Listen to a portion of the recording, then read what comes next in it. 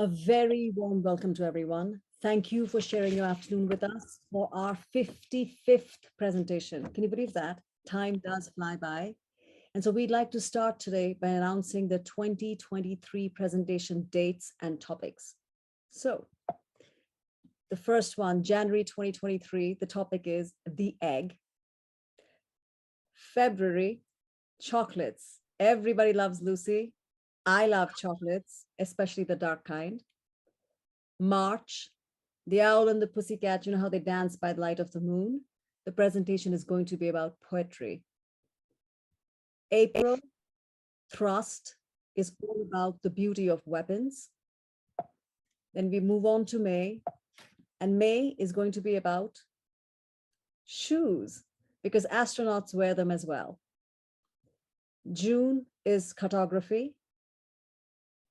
July is the beauty of the chambered nautilus. So it's two words, right? Sea and shells. August, it is the season of harvesting grapes. Subtopic is wine.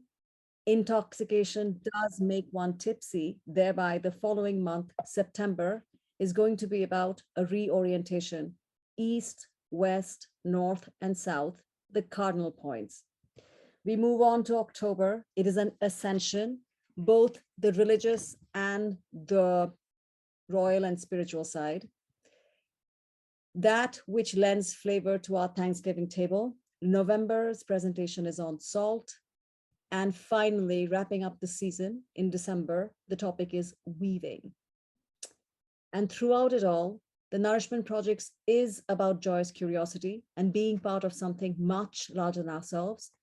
Here are some of the references that inform this presentation, which is the fourth issue of the series titled Opera and Inclusion.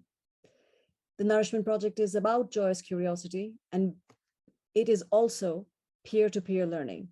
It's purely passion-driven, so this is not at all academically motivated. The collaborators for this series are Ellie, Natalie, Greg, Suzanne, and Tasha. Please support their institutions because they are our neighbors and they've been very generous with their time and expertise. And I thank them again for access to their archives and for their continued guidance.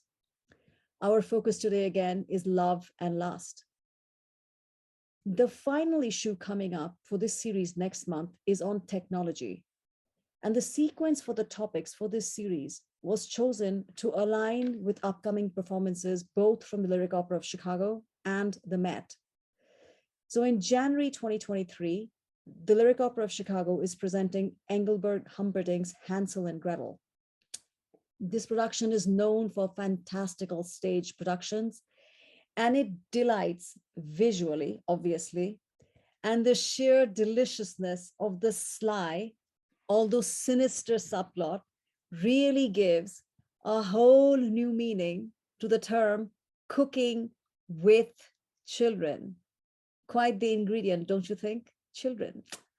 So why technology? As had been shared in previous issues, technology has played a vital part in the role in the story of opera. Gramophones had helped popularize this genre in the early 20th century, and it also helped cement careers of people, tenors like Enrico Caruso, because they heard his voice on the gramophone and they grew to accustomed to liking that sort of voice because there was a different tenor preference before. Our current digital age is having an impact on opera as well. Lyric's recent Magic Flute presentation was very clever in incorporating technology. And because it was part of it, really was an homage to silent films. Well, the story of Hansel and Gretel influenced the music video of the superstars Megan Thee Stallion and Dua Lipa. Perhaps some of you haven't heard of them, but rest assured, these musicians have millions and millions of followers worldwide. And in their case of Hansel and Gretel, Candyland takes on a completely new meaning. It's really a wink and a nod to eating that which delights the adult sweet tooths. So take a good look at it. Look at what she says, take a bite. Eat me, she tempts. Look at the visuals of these. Look again at the costumes, the opulence. These are eye-wateringly clever sets, and the stage visuals are dazzling, and it is very, very intelligently done. In this particular video, which is called Sweetest Pie, the Japanese motifs are lambent, and the more you look, the more you'll see. The operatic Gesamtkunstwerk takes a whole new meaning in this holistic art on a global level, thanks to digital technology. So it's both visual and electronic music. So current composers like Max Richter have rock solid classical music training. His interpretation of Vivaldi's music is truly interesting. And contemporary artists like him makes the classical music world more accessible to non-traditional listeners. And that's really important for this genre to keep on going. Max Richter's chorus work in the movie Portrait of a Lady on Fire will remind you often of the work of another path-breaking composer from a few decades ago, Steve Reich, and he's still around. So now look again at the concert of the superstar Little Nas. Look at the background, look at the operatic settings. These stagings from the current stars, Dua Lipa and Megan Thee Stallion. Now look at them. Is this setting not perfect for Wagner's Götterdämmerung? The after effects of a world completely burned, awaiting a regeneration. So the reason I'm showing all this is because our current technology with its electronic music, virtual reality can really explode operas into the stratosphere if companies are willing to take a risk. Because oftentimes they're very risk averse and keep bringing in operas, that are the war horses, La Traviata and stuff. But they must keep in mind these digital pathways are really financially less risky ventures. I think you will be surprised by next month's presentation. And so preview time, both for next year's presentation and the one coming up next month, is over. I'm going to go back to the task on hand, which is opera's series presentation through the lens of love and lust. So for the past 3 months, we've been viewing this art form from different perspectives, because opera is musical theater. Storytelling, which is an amalgam of visual, dance, music, acting, effectively holistic art. Starting with the lens of war and politics, we learned, among other things, that political patronage molded operas. Joseph II allowed a Mozart to flourish. In architecture and botany, we were introduced to the world of Chinese operas, where private gardens were the staging for personal opera performances. So if you invited people over, you would have your own personal opera company putting on performances in your backyard. So imagine that, yesterday's full moon, that magnificent moon. If you had a soprano singing in your backyard, bathed in that moon's pearly luster, imagine that soprano singing Casta Diva, Into the Night Air. Imagine that aria. Or, even better yet, if you imagine early in the morning, in dawn, Lakme's Flower Duet, the jasmine song being sung to you as the buds are opening and intoxicating you with that heady perfume, that's certainly a good morning, waking up to those lush melodies. We move on to the one that we did last month, which was religion. And so religion then shone a light on Schoenberg's Jewish mystical beliefs, which manifested themselves in his creation, including his opera Moses und Aaron. We also dipped our toes in the world of opera in India, where dance is integral to the production of operas. In fact, operas in India, at the part of India that we focused on, is called dance drama. So we looked at the works of the Nobel Prize winning author, Rabindranath Tagore. Today's focus is love and lust. And this in an illustration by Aubrey Beardsley for the opera Salome by Richard Strauss. So again, I was at the opera production last night, Don Carlos. Love and lust, those topics were there, as was religion, as was war and politics, because it was, the Reformation, the Protestants and the Catholics. In general, these topics we cover, war and politics, art, and, architecture and botany, they pretty much show up in all the 20th century operas. Each of them, you can find these aspects. So most of them really do incorporate these elements into the story. So for example, if you look at the opera Tosca by Puccini, Lyric Opera of Chicago had a production of this last season. And I'd taken my nephew to see this and we had a really great evening. So, he's in his 20s. 20-year-olds do like operas. They're really open to all ages. This opera was about the love of the diva Tosca for an artist, Cavaradossi. And the cross one sees looming over the set is pertinent because the opera does open in a church. So then here you go, start again. You already have architecture and religious elements in this opera. And intelligent designs appeal. So they don't always have to be grand, over-the-top financial extravaganzas to be worthy of your attention. So in this opera, the artist character Cavaradossi, he's tortured, eventually killed by the head of the secret police, Scarpia. So really, how clever and natural to kill two birds with one stone. Because what does the cross do? Because the cross was originally an instrument of torture. It eventually transformed into a Christian symbol. So torture and religion play an important role in this opera, and both are captured in this one device, visual device.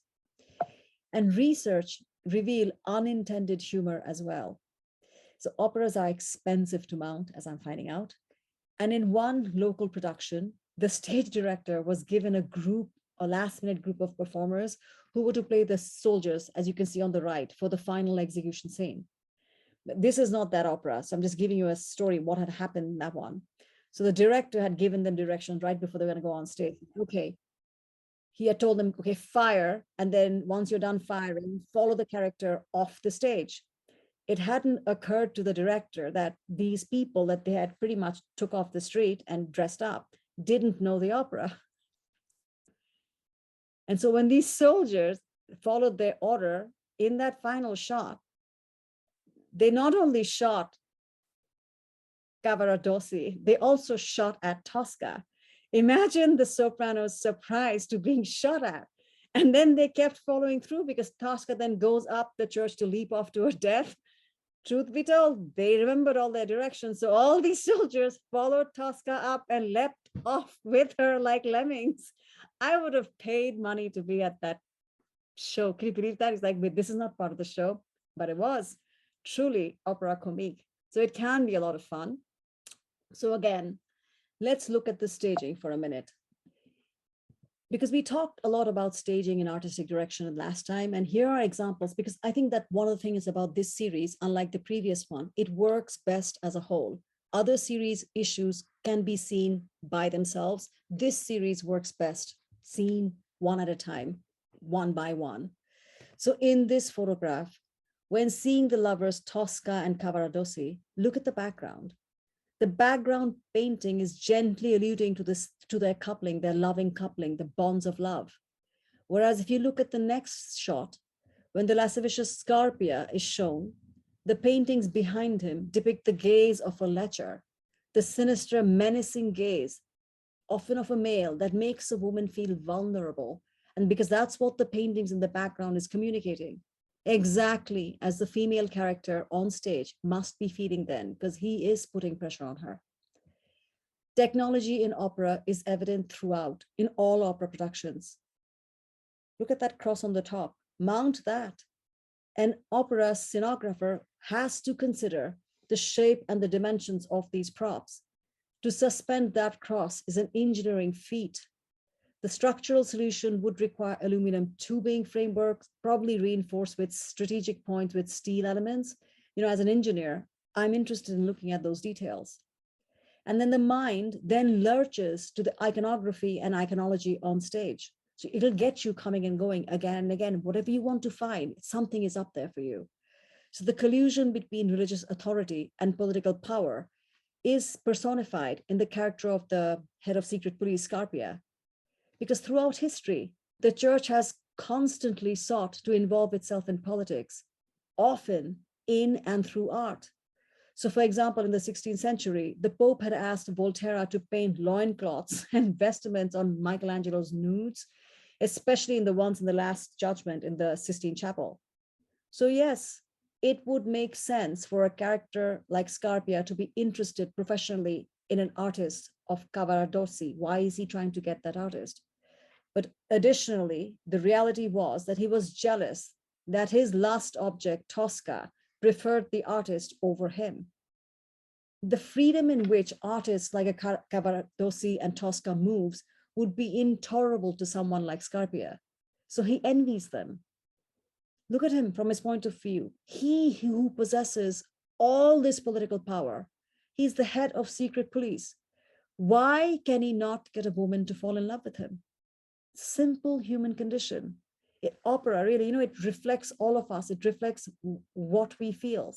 Can you see why I love this art form so? You can get so much out of it, just one scene. And though, again, not the focus for today, it really is important to establish the progression of opera. The Western art form that we refer to as opera started in the 16th century. Music and art obviously existed before that. So here is a painting from the 15th century, and I love Fra Angelico's work. This is the one, Cristo Deriso, which is Christ mocked. It's really almost surreal if you look at it. If you look at them, what they're showing is, do you know who's hitting you? Do you know who's spitting on you? And all of this is done in two-dimensional, like 2D work, right? Keep moving. Van der Weyden, I'm just showing you the artists that I think are just marvelous. The beauty of Van der Weyden's work, the beauty, the nuance in his human expressions of the face. And again, stark minimalism, but it yet has almost a contemporary feel. This is 15th century work. And again, it's two-dimensional painting. And look what happens as the time leaps forward into the 16th, 17th century. This is signature Baroque art, optical illusions through chiaroscuro, because the depth of field is shown through the intensification of shadows. So the chiaroscuro technique, which is a method that uses shadows and a single source of light to create depth and drama. And what was true for Baroque painting is obviously true in Baroque architecture as well. Because look, this is in Jerusalem, the Christian edifice, which is the Holy Sepulchre. If we leap forward 1600 years into the future, which is still in our past, now look at the Christian edifice from Baroque time period. The extravaganza that was found in Baroque paintings, all those curlicue and depth of shadow, it makes itself felt. It's evident in architecture, in the ornateness of the structure. And if this is the outside, look at the inside. The inside is matched, or reality exceeds the outside with all the gilding. All this architectural ornamentation inside are all those extras, the depth of field given by the shadows. This is the architectural analogy. You'd be hard pressed to find the Christian principle of poverty in these structures whatsoever. So the interior of the church is definitely not covered by a flat roof, but with the painter's continuation of the architecture's work to really extend the open space of heaven, filling it with troops of angels in clouds. And so then keep that thought going. So we have Baroque art, we have Baroque architecture, and the music matches. In music, a similar feeling of boundless space is produced when in a mass, several voices of instrumental choirs of different range seem to sound from a mysterious distance. Christmas is coming, so they'll start performing Handel's Messiah. So technically, the Messiah doesn't really come in Christmas, does he? He comes in Easter. So that's a anachronistic thing. But as far as this conversation is concerned, this idea of let there be light, the visual divinity come along with sound of the divine. So this is Baroque piece affects instrumentation, the choir, the art, the architecture, all of it. This is all religious work. Do keep in mind that prior to the Baroque period, which is early 16th century, the focus in terms of music was liturgical chanting, Gregorian chants of the monks. They sound really nice, very harmonic. But Baroque period also then introduced instruments, the pipe organ, so closely associated with Bach. So the improved violins, the viola da gamba appeared, the clarinets appeared, wind instruments like the bassoons, because all of this just didn't come from ether. This is technology making itself felt. Technology that changed music, thereby changed operas. Just as Baroque art and architecture became ornamental, so did music. Instruments provided orchestral color. It enlivened the mood and the melody. So it was no longer limited to chanting alone. So if you follow that train of thought, ornamentation allowed for expressions of individuality. So musically, instruments allowed for expression of every emotion. That's why opera, when it's telling a story, music does it wordlessly. It enhances the libretto. Although back then the librettos were really not the greatest. So the richly gilded interiors of the churches corresponded to, if you think of it in terms of music, groups of instruments there to capture the listener through the charms of the sound. So visually, you're being captivated by the architecture of the structure, by the painting surrounding you. Again, Gesamtkunstwerk. If you're visually captivated, how do we capture you with audibly? Through the sounds, through all these instruments. And the composers wanted their musical instruments to be just as elaborate as the physical structure, the churches and the palaces in which they performed. So look at the beauty of the instruments. I mean, if nothing else, the only word that comes to mind, these instruments are a visual aria. Harpsichords, which you see now, are synonymous with Baroque music. Again, we don't focus on instruments, but please realize Bach pieces, as originally written, probably didn't sound like anything that is played now, that is performed in the CSO or any of the orchestra halls, because his clavichords didn't have the foot pedals that our pianos use now. So when the pianist, so example, you can Google all this, Glenn Gould plays Bach, is the sound he creates the sound that which Bach envisioned? I don't know, perhaps most likely not. It'll sound different. Even in the strings, they used to use gut intestines. Now we use like metal or steel. The sound is much more tangier now. So the term piano means soft. So pianissimo, when you're playing the instruments, think of that in terms of painting, chiaroscuro, shadow techniques, depth of field. Okay. In music, instrumental chiaroscuro is the contrast between piano and forte. Piano soft, forte strong. Soft and strong sound, just like in the visual chiaroscuro, dark and light. Soft and strong, dark and light. I hope I'm able to communicate what I'm saying. It's that the entire piece affects all of it, the art, the music, progression shown little by little. And so initial operas were private events for royalty, akin to what we now call chamber operas, smaller settings, smaller orchestras. Royal marriages commissioned operas, and those were large extravaganzas. With the advent of instruments, the orchestras grew. And so I want to point this large guitar-looking thing there is called the theorbo. So more and more instruments were introduced. Eventually, operas moved outside the palaces. Opera houses needed to be built to accommodate this art form. Is that concept, build it and they will come. And came they did. Audiences came in droves. Attendees expected innovation in staging. So mechanical systems showing movement of waves on stage, for example, back then, that was very innovative. People came to see that. The entire French courts loved mechanical devices. So this all showed up in their beloved art form, Baroque operas. And the size of the orchestra grew and eventually moved into what we now are familiar with, which is the orchestra pit. So imagine just the progression. In the 16th century, a group of Italian intellectuals, the Camerata, started this concept of opera. And they based it on the idea of Greek chorus. And if you just take that sentence, suppose Italy had something like Shakespeare, really a strong performance in poetry. This may not have happened. They would already have something to fall back on because there was a vacuum. Nature hates a vacuum. So does the art. This form came into being. And so for this idea of basing operas on Greek theater, on Greek performances, Greek chorus, in comes the Greek amphitheater.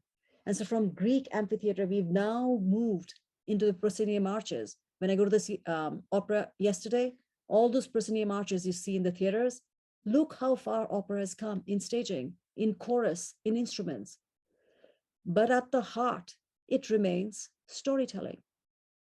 Ironically, if you look at this, some of the same stories. So for example, last month, the Met had this story, Medea. Highly likely, Centuries ago, Medea was performed in an amphitheater like this open setting. That's why I love this art form, opera, this art form of humanity. This medium connects us. It connects our past to our present and to our future. Because if you look at that amphitheater, a very similar outdoor performance is, that experience is available. So for, I think this weekend by Beyond the Aria, where singers from the Ryan Opera House perform in Millennium Park. So they're performing it in open space. Again, there are theaters like that now. Santa Fe being shown here, the Santa Fe Opera. It is open theater because imagine Medea performed here. The entire background is there. Here you can also do Acis and Galatea or Orfeo, all of it. So when you remember those open staging from Greek theater, the past and the present coexist, same thing. And so if we look at the musical journey of humanity, at least the Western version, we've gone from plain chant to chamber orchestras to our current opera orchestras that can hold about 80 or more 100 instrumentalists in this opulent indoor amphitheater. That's all that it is. Look at the long way we've come, baby. But just as Baroque art ornamentation affected Baroque music, the art forms of Impressionism, abstract art, affected 20th century music. So this is a painting called The Red Gaze by Schoenberg, the composer, because he did art as well. So imagine the abstract version that's showing up in his paintings. They show up in his compositions as well. The dodecaphony, the atonal work that shows up in his musical compositions, it's reflected in his painting as well. So now if you use that analogy and expand that thought, include into your imagination how advancing technology is shaping our music and every aspect of opera and art form now. Right now in the Art Institute, there's a whole show of David Hockney's work, things he had drawn on an iPad during COVID. So our times are changing what we consider art. I find that fascinating. But just for fun, behold Mozart the artist. See that woman over there? He used to doodle on his scores. Makes him so human to me because when I take notes, I doodle as well. And maybe perhaps that's a woman he fancied. Attraction happens, love, lust, it all shows up. And these are all ongoing subjects of operas. And in fact, I fell in love during the opera Il Trovatore. As had been mentioned in the first issue, it was when I heard Jamie Barton, the mezzo-soprano, singing Strida la Vampa. That's when it dawned on me the entire possibilities of this art form. The story of Il Trovatore is about love. The character on the left in the green coat, he's Manrico, who's in love with the woman in the center, Leonora. Leonora is also desired by the figure on the right, Count de Luna, and unbeknownst to them then, Manrico and Count de Luna are brothers, but not quite brotherly love as you expect. Count de Luna is presented as the villain here. So in Il Trovatore, which means the troubadour in question is Manrico, the one in the green coat. And he often sings these arias, his love for Leonora, into the air because political troubles are keeping them apart. So imagine the feeling I got hearing the words from the Count de Luna, the villain character, in Act 2. And this is a simple translation of his heartfelt aria. I think it's scene 2 in Act 2. Effectively, it's saying, destiny, hasten your lagging minutes. This is not just mere mortal joy. No rival can stand. He sings, I'll fight God for love. I remember reading the surtitles because I didn't speak Italian that well, and to hear his voice gush forth with passion, saying, I will fight God for love. And I thought, ooh, eccola un uomo, here's a man with courage to love.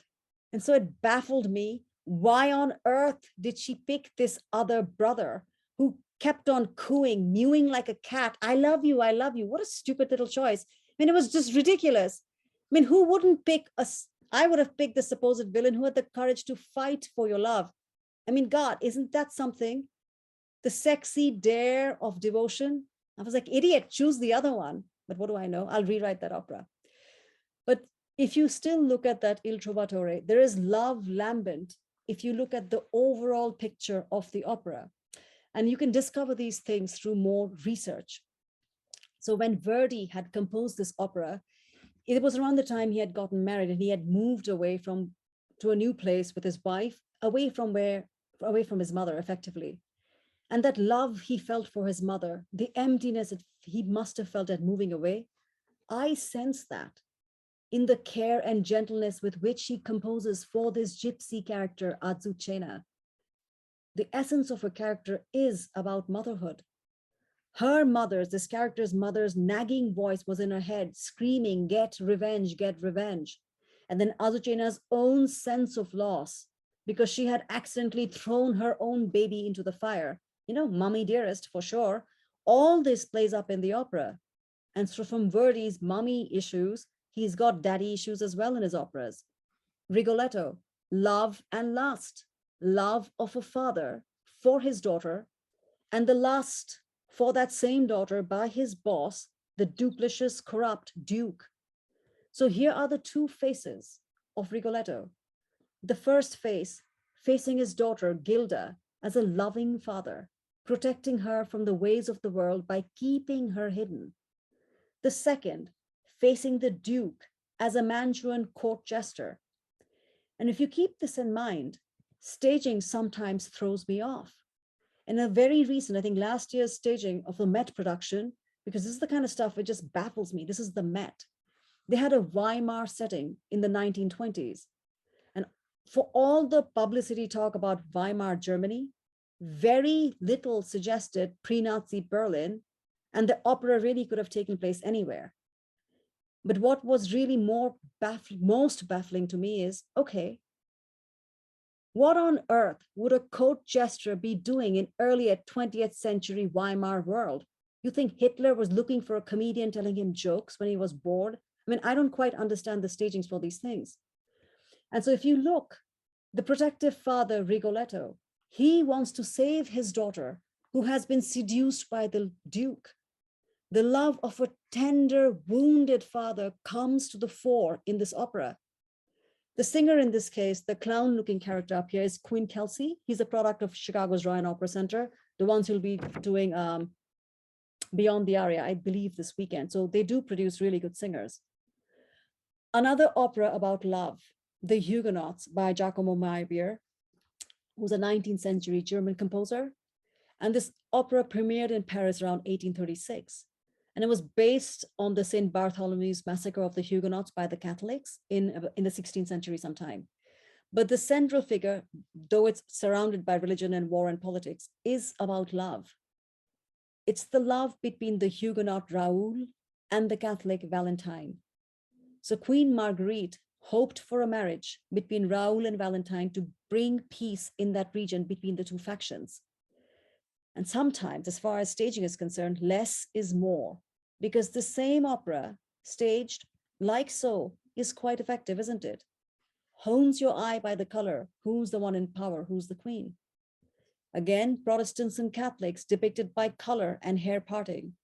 The Catholics in red with the fierce, I'm going to point now, side parting of the hair in all of them. Hard to miss. So the stratas of society cleverly depicted by architectural layers, and the increasingly prevailing violence of the atmosphere is communicated by the background color. It starts getting pink towards red. And as violence increases, the carmine walls dominate, and eventually it permeates. Red, the color of violence and love. So I suppose there's passion in violence as in love. And the lovers here, Raoul and Valentine, initially was separated by a misunderstanding on his part. But love, though it initially fails to override his preconceived notions, it later extricates the lovers from their shackles and demolishes all these ideological walls that had kept them apart, these religious walls. But keep in mind, it's French operas, and French don't always want or give happy endings. So, well, the central characters die at the end. And so death brings us to another opera, in this case, death of relationships, things that have slipped past us and left a mark on us in devastating ways. Love that remains after death brings us to Korngold's opera, The Dead City. And though this libretto does mention a geographic place, Bruges, the city truly is metaphoric, where we mentally reside and construct our sense of belonging. Because love is a belonging, isn't it? I belong to you. The character is Paul. He had shared a home with his late wife, Marie, as you can see on the left. She has died, and so he's mourning that loss. And the decaying city around him serves as a constant reminder of that past. He meets someone who resembles his wife, shown on the right, Marietta. And so this story really is almost a precursor to Alfred Hitchcock's movie Vertigo. And this story of love lost has similar surreal hallucination sequences because Vertigo has a whole bunch of them. So it's a very thin delineation between illusion and reality. And at the end, Paul decides to leave Bruges for good, abandoning his temple of memories. You can see he's surrounded by all of that. And he leaves Marie, his dead wife, to her own peaceful afterlife. But this creepy opera has a gorgeous duet. Look das mir wird lieb. It's lovely. And that song was used in the movie The Big Lebowski. The reason I bring that up is Korngold got much more fame. He became a music composer for movies because in the 20s, the movies are coming on board, and he started to become a movie composer. And so from death to the living, the life-giving elixir of love, which is an opera by Donizetti. And when you see a colorful hot air balloon landing on stage, you know it's a fun, frothy opera. Good times are had by all. The story is about, like it says, elixir of love, love potions. So besotted man, Nemorino, who's not shown on this picture, he wants the woman on the side, Adina, to fall in love with him. And so no further explanations are really needed, right? He's going to drink the elixir of love and she's going to fall in love with him. That's the premise anyway. But I'll provide some details that might enrich the experience should you see the opera in the future. So this opera was part of Lyric Opera's offering last year. The man selling the supposed potion is named Dulka Mara, shown here in the checkered suit. That little vial he's holding in his left hand contains the potion that will activate love, as per his advertisements go. So it'll activate love and bring the desolate Nemorino to life. That's what he's selling. Well, I ask the question, what brings us to life? Blood. The oxygen it carries brings us to life. Hence the color of that potion, red. That's why it's Bordeaux wine and not like, a rosé or a Chablis or a Chardonnay. It's not white, it's red because of the color, blood. So now look, the name Dulca Mara. Dulca, dulce, it means sweet. Dulca Mara, bitter, sweet. Mara can be exquisitely painful, searing love with sweetness. So the meaning, Dulca Mara. And so the male protagonist who sings the very popular aria, Una furtiva lagrima, which is a furtive tear, because he thinks he has seen a tear in the corner of her eye. And so he's thinking, is it for me? Is there hope for me? What is his name? Nemorino. What does that mean? Nemorino. It signifies nobody. So if you remember that song, you are nobody till somebody loves you. So take a psychological meaning of these terms. So when I fall in love, I change, right? We all do, which prompts the question, who am I then? And so the other person, the beloved, answers, you are the one who loves me. And it's effectively true, because as we grow, we live with our parents, if not physically, mentally, till we encounter a love, which allows us to detach ourselves from those attachments into something new. And so then we cease to be a child and become a fully fledged human being.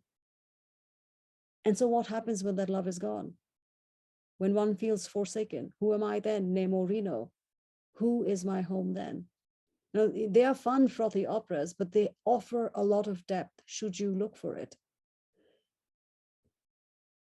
This one offers so many obvious things with its notorious dance of the seven veils, torturous relationships, and a shocking story about the decapitation of John the Baptist.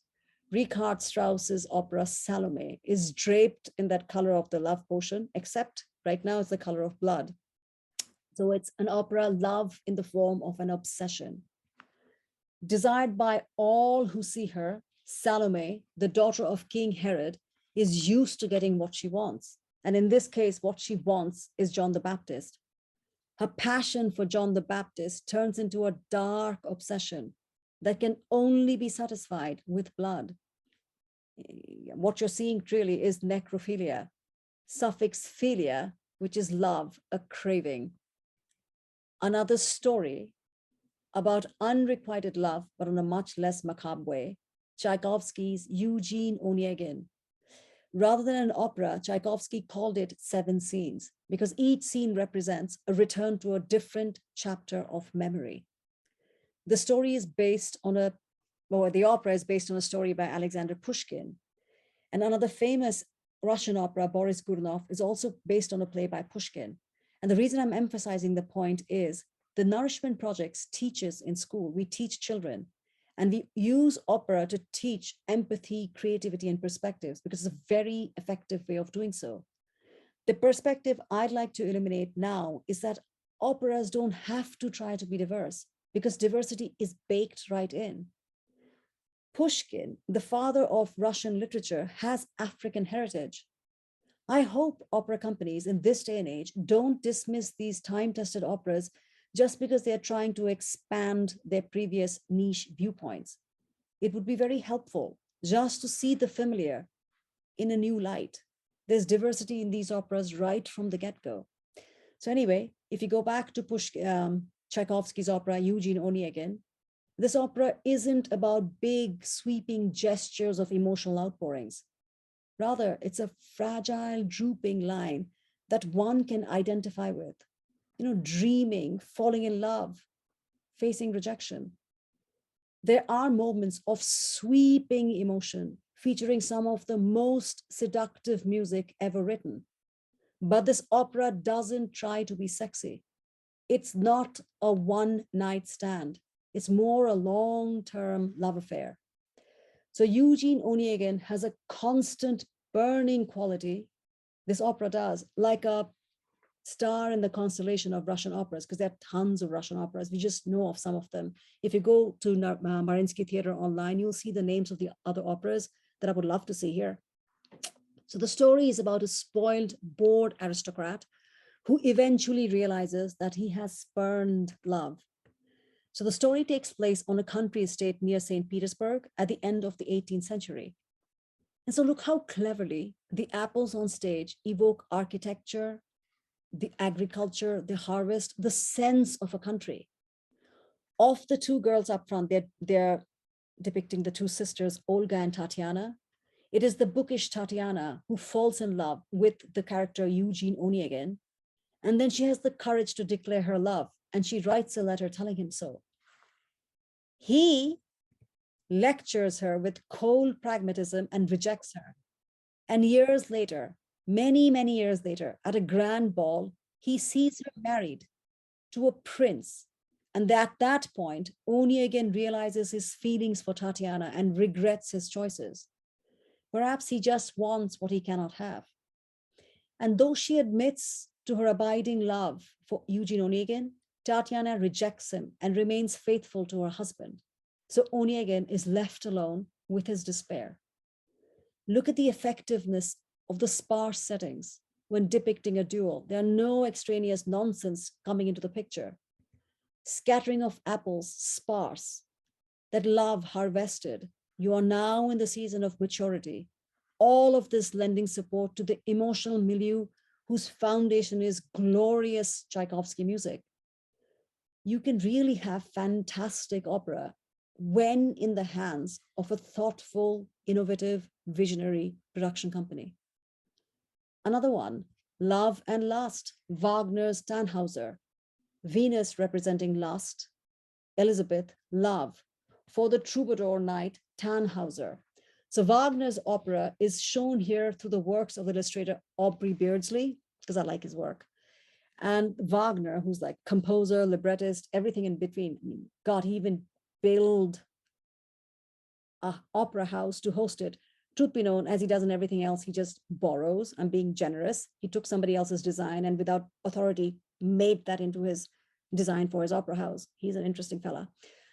But for someone who's so loose with real life morals, his operas are very moralistic. So in this story, Tannhauser chooses lust, passion, and he chooses Venus, knowing full well this girl, Elizabeth, loves him. And after a while, when the niggling little scratch in the head comes, is this all that there is? Is there more? He leaves Venus on a hunt for that, ever-present more.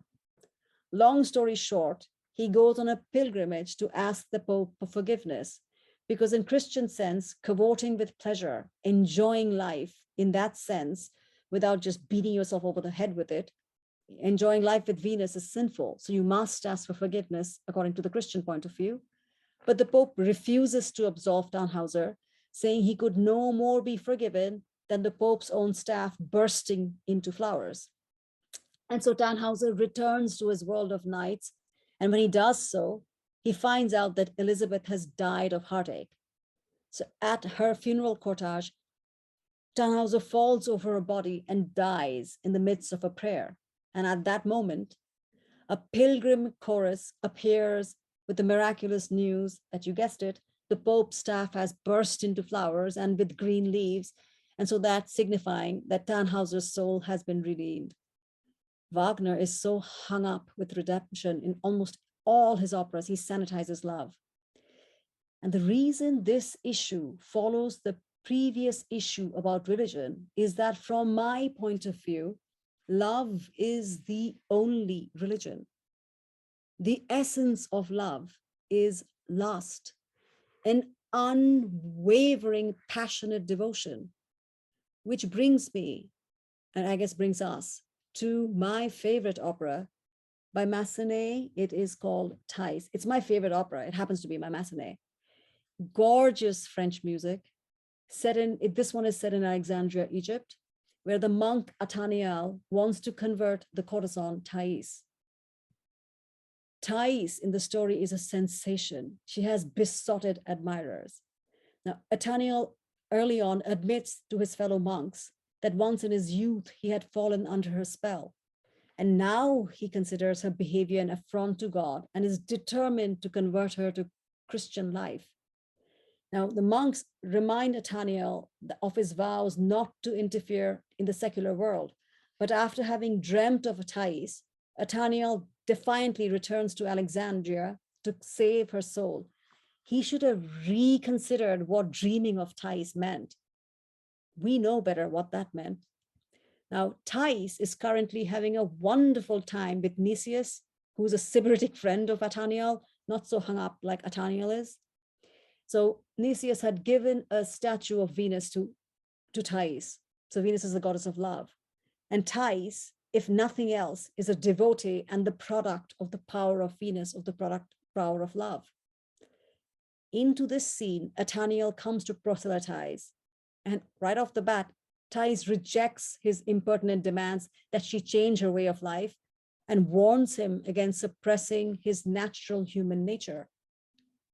Eventually, afraid of the ephemerality of her beauty, she becomes vulnerable to his insistence, to that serpent voice that says that the love of God is eternal, that is the one eternal love. And so to the deep dismay of her admirers, she leaves her life of luxury and agrees to go with Ataniel to a convent in the desert, because this is in Egypt, there's desert everywhere. She asks him if she can bring her statue of Venus along with her, but Ataniel denies it. She had felt, when she has this calling, I guess that's what you can call it, that a previous life, though surrounded by love, hadn't revered love, had disrespected love. So she's beginning to really realize what love is in a way that Ataniel couldn't even begin to comprehend. So he didn't realize exactly what she was asking for.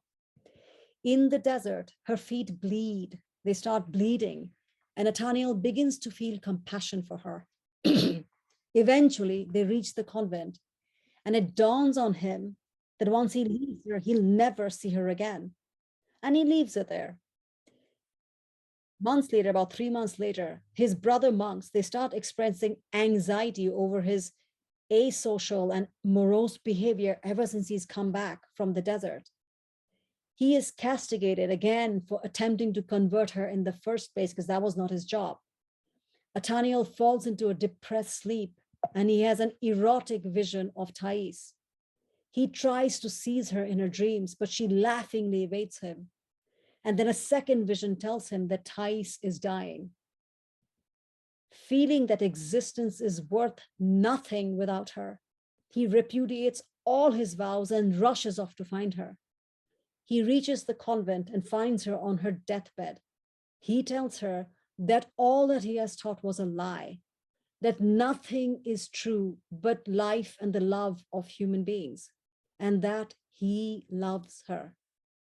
Blissfully unaware, Thais describes the heavens opening up and the angels welcoming her into the mist, because she's way beyond him. She has zero interest in him. She dies, and Nathaniel just collapses in despair.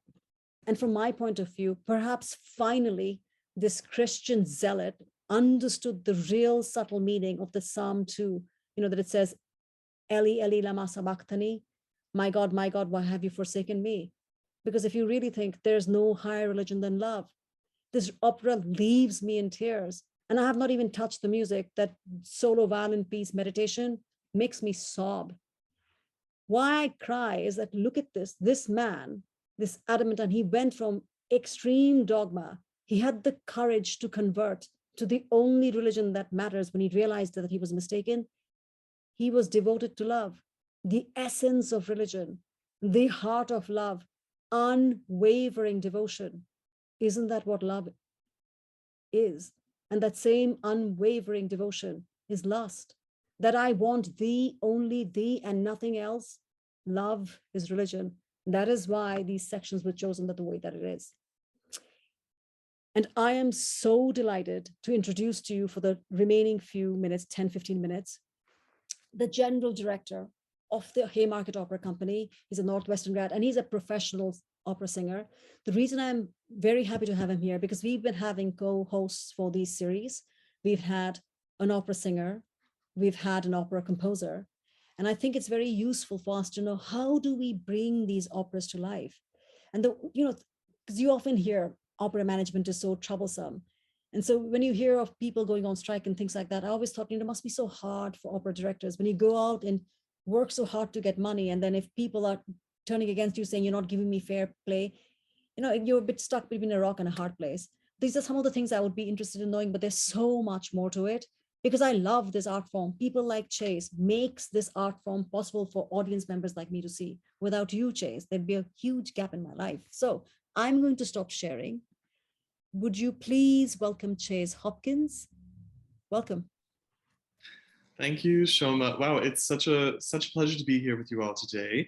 Shoma, your presentation was so fabulous, and what an amazing, I don't know, just the way that you think about art and the world and the intersections at which all of these things come together is really inspiring to me as someone, actively working in this art form. So really, thank you for sharing all of that. And as you were going through your presentation, I kept thinking of things that, I should say this now, this sort of thing. But as Shoma said, my background is as a singer myself. I started training when I was 16 years old, and I graduated with my undergraduate degree from Northwestern, after which I went to perform in Europe for about 6 years before I was invited to return to Chicago to run Haymarket Opera Company. And for those of you who are unfamiliar, we specialize in operas from the Baroque and classical periods, so the 17th and 18th centuries.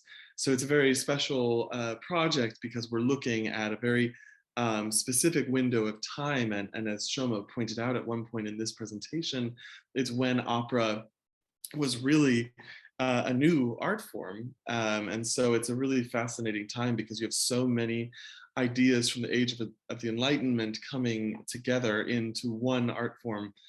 So there's just so many rich layers to what we do. And something that struck me as we were talking about the shifts from religion and politics and the forces that are just at play in the world is also the manner in which opera has been produced, has been in its own journey of the ways in which this has been funded and created and what it's been used for. And when we look back to some of the earliest iterations, you know, we have the courts, so royal courts funding this. And as Shoma said about Eastern culture, you know, similarly here in the Western European culture, we had similar things. You know, we had homes, estates that had their own musical troupes, putting together these operas, performing them at their own lavish parties. And we have sort of at the most extreme end of that, we have courts like Versailles, where maybe an opera was rehearsed for 6 months before it would be presented, which in today's standard, that's of course insane, because how could we possibly afford someone's time for 6 months just to put one opera on? But I think that what's very interesting about what you were saying, Shoma, is, you know, the amount of technology that was being utilized to produce these operas was immense. So you had all operated by machinery with rope rigging and with humans actually operating it, unless they needed horses, which they had below the stage to do the really heavy lifting. You would have all kinds of spectacle, be it pyrotechnics or scenic changes. And all of this, of course, required great manpower to produce and great artistic vision to coordinate. And so these gigantic operas by composers like Lully, yes, we're sort of on this insane level of production. But then when you sort of fast forward a little bit and we start to see our first public theaters where composers and intendants and impresarios were trying to make a profit on the work. You know, we see composers like Handel, who, you know, it's sort of, he's maybe one that actually he died and he wasn't in total poverty, but he certainly went through a number of companies and theaters to produce his operas. And that's even with huge support from royal patronage. So we see a totally different method of production. So I bring all of this up to say there's endless, you know, examples to look at, but it's all to say, you know, the famous quote, there's nothing more expensive than an opera except for war. And this is the truth of it all, because there's so many artistic forces coming together in one project. And it's really just such an exciting art form to be a part of.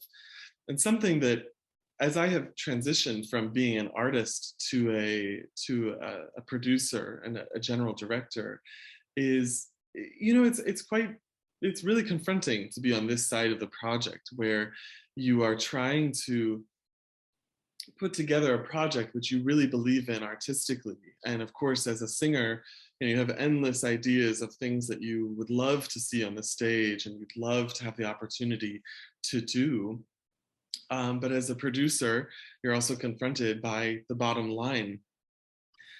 And on the other hand, as an artist, you're also very confronted by the bottom line, because you have to earn a living and you have to exist in freelance. Most artists are freelancers, so they are not supported by healthcare plans and retirement plans and this sort of thing. So we're really at an interesting junction for opera in today's modern world. And I don't want to say that it's a new problem, but I want to say that I think within the framework of the forces that are at play in today's changing political structure, and the forces with which the society that we live in here in America that are at play, that are making people think about what does it mean to, you know, your work, your time spent for a company or for a project, and what it means for the type of life that you should be able to enjoy, is I really have to come out swinging and just say opera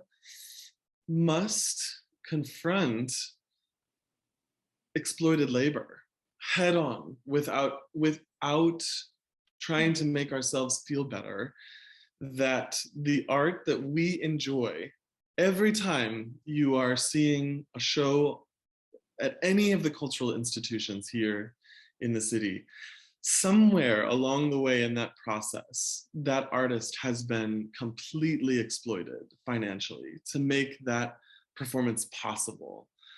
And I think that we really have to examine this. And I don't just mean we, I think we as artists have to examine what it means. I think certainly we as producers have to examine what it means. But I think we as audiences also need to understand the system that we're working in and think about it. And I certainly don't say it to say, okay, we should stop. I think that's not the answer. But it's also another famous quote about what? Oh, I'm sorry. Another famous quote about opera is, opera is really just choosing how to lose your money. And so we, as producers, we are always choosing how to lose our money. And we can choose gorgeous costumes that are expensive. We can choose scenery. We can build a new opera house. But I think that the humans that make up our companies really have to come to the forefront. So if I can leave any message behind about my journey from an artist to a producer, is that I'm realizing the extreme circumstance that we are asking, not just the artists you see on stage, but the artists who are behind the scenes, the stitchers who are making the costumes. We're actually really not yet doing a service to this industry. And we have not created an equitable system to produce this incredible art form, despite how we might feel or see it when we know that there are unions supporting these performers, or we're not living in the 17th or 18th century where royal courts are funding this in the United States. So it's been a very interesting journey. And yes, I think we all must think deeply about the circumstances with which artists are asked to create. That's so fascinating. I never thought of it that way. Investing in creation, not where you're losing your money. That's so interesting. It really Yeah. does anybody have any question for him? Because this is a great time. Yes, William. One thing is just a comment. I mean, you talk about the world of opera, but it's really true in a not insignificant part of the art cultural world. The same exploitation happens. Curators in museums, to give you an example, they're almost all women, and they're expected to have a husband who would really support, and they're not paid a living wage to, in essence, live by themselves. The same thing is true of librarians. So it's a cultural phenomenon that I think is not just from opera. But I have another question, Chase. Is there any difference? You're dealing with a particular period of opera, and almost all of what Shoma showed us tonight is 18th, 19th, and 20th century opera. Do you think that there's any, if you look at a cross-section of your audience that comes to see yours, would you find a difference between them and the people who see the operas that Shoma talked about? I think, just to be sure that I'm answering the right question, the question is, do I see an overlap in the audience that comes to a Haymarket performance that is also going to see performances of 19th and 20th century opera at places like the Lyric and right. Clearly, there's, the question is there any part of it that's not an overlap? Okay, yes, because there is an overlap, and the obvious overlap is Haymarket is very fortunate to be here in Chicago, and we are, not to be doom and gloom about the exploitation of labor within the arts community, we're also very lucky to be in a city which is hugely philanthropic and supports so many arts organizations. And I think that certainly has helped make possible a niche mission-based company like Haymarket, where we're so specific about our repertoire. I think the community that we also have that might not be going to those other musical institutions is early music itself has a sort of special community, which I would sort of say is a global community that just love this very niche and specific repertoire, and they travel all over the world to see these pieces because they're so rarely performed.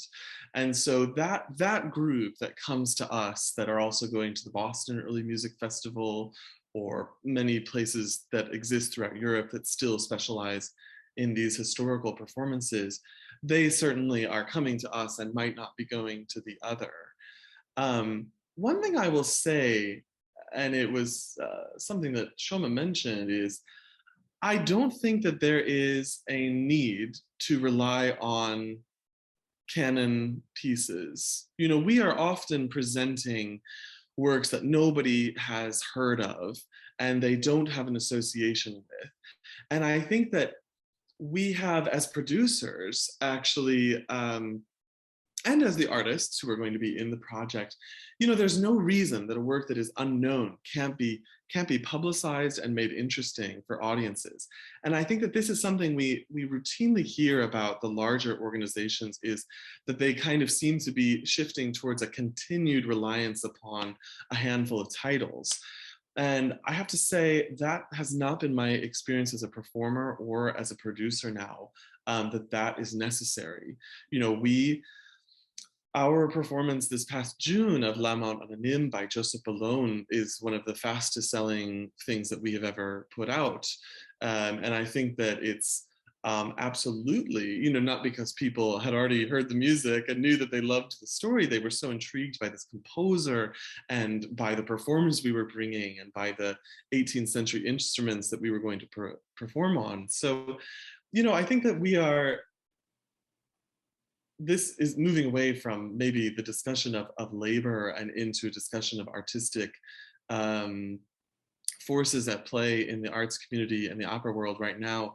But I think that we are moving into a very important era of the producer. I think that's what's next, because the large real estate of the opera houses is becoming increasingly hard for any company to support and maintain. So the idea of where opera will be happening, I think within my career and lifetime, will look extremely different at the end of my career, in terms of what the expectation of where opera will be. I think will be different. And I think what that means is we actually need modes of production to help us move opera into other modes and other means of presentation. So we're seeing huge creativity on the digital front, all thanks to the pandemic. We only have gotten to scratch the surface of what is technically possible by means of how we transmit opera, not maybe what's possible on stage, which I'm sure Shoma will talk about in your next session, but I think that we're finally starting to talk about, like, okay, but what does it mean to produce a digital opera? And the truth be told, that the arts community has to confront is the only reason we were able to do that is because of the unprecedented amount of government support that sustained companies throughout the pandemic. It is the only example of state-supported art in US history to the level and degree that was present throughout the pandemic. And what I think opera must do now is really think about the ways in which we spent that money. Everything was in service of maintaining employment for the artists and maintaining connection and engagement with the audiences. And those are really the two groups that we serve. So it's a very important moment in our history. And I think from that, we will only stand to learn more and more about how we can produce and share this art form. Wonderful. Thank you. That was great. Any other questions for Chase? No? Okay. Chase, that was fun. I learned so much. I learned so very much. Thank you for your time. And I want to thank everyone else who's here. I always thank you for your time, and I hope you enjoy, if you're in Chicago, the almost 70-degree weather. We rarely get it, so go out and have fun with it. Please take care. I wish you joy.